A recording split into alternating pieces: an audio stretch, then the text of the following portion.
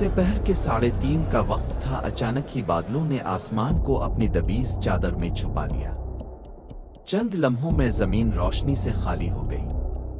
اندھیرے کی سیاہی کے ساتھ ساتھ تیز ہوائیں چلنے لگیں۔ یہ پاکستان کے ایک ساحلی گاؤں کی کہانی ہے۔ سردی کے موسم کا وقت تھا۔ اچانک گھنے بادلوں نے آسمان کو اپنی گھنی چادر میں چھپا لیا۔ چھوٹی چھوٹی بجلیوں کی چمک اور بارش کی بوندیں ٹپکنے لگیں۔ سمندر کی لہروں کے ساتھ تیز ہوا چلنے لگی۔ دریائی لہروں کی چھپ چھپ گاؤں کے کنارے تک پہنچ گئی۔ بچوں کے چہروں پر دہشت کے آثار نمایاں ہو گئے۔ عورتیں اور مرد خوف اور گھبراہٹ میں مبتلا ہو گئے۔ بچوں کی چیخ و پکار اور مردوں کی آوازوں سے گاؤں کے حوالے ایک عجیب منظر بن گیا۔ اس گاؤں میں ایمل اور اس کا چھوٹا بھائی اقبال رہتے تھے۔ ایمل کی عمر 12 سال اور اقبال کی عمر 8 سال تھی۔ ان کے والد سمندر کی مستی میں کشتیاں چلاتے تھے اور غریب لوگوں کے لیے سمندر سے مچھلیاں پکڑ کر لاتے تھے۔ اس رات طوفان کا ایسا منظر بنا جو پہلے کبھی گاؤں والوں نے نہ دیکھا تھا۔ چند ہی منٹوں میں طوفان نے ہر جگہ تباہی پھیلا دی۔ آسمان کو چیر کر بجلی گرج رہی تھی۔ سمندر کی لہریں آسمان تک الفاٹے رہی تھیں۔ ایمل کے والد کشتی میں پھنس گئے۔ گاؤں کے لوگ اپنے گھروں میں خود کو بند کر چکے تھے۔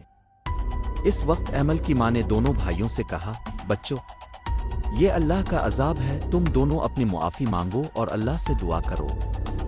ایمل اور اقبال نے اپنی ماں کا ہاتھ پکڑ کر روتے ہوئے کہا، ماں، ہمیں بچا لو، ہمیں کچھ نہیں ہوگا نا۔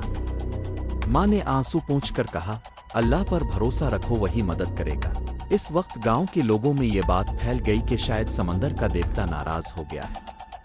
کوئی اپنی قیمتی چیزیں سمندر میں پھینکنے لگا تاکہ طوفان رک جائے، لیکن سمندر کی لہروں میں کوئی کمی نہ آئی۔ ایمل اور اقبال نے دیکھا کہ ان کا گھر گرنے والا ہے۔ وہ دونوں ماں کا ہاتھ پکڑ کر گھر کے باہر نکلے۔ سمندر کا پانی گاؤں کی گلیوں میں گھس آیا تھا۔ ہر طرف چیخ و پکار مچ گئی۔ ایمل نے اقبال کو کندھے پر بٹھایا اور ماں کے ساتھ آچا کی طرف بھاگنا شروع کر دیا۔ دونوں بچے رو رہے تھے اور ماں انہیں تسلی دے رہی تھی۔ سمندر کا پانی اب گاؤں کے درمیان تک آ چکا تھا۔ ہر طرف صرف پانی ہی پانی تھا۔ بچے مچھلیوں کی طرح تیر رہے تھے۔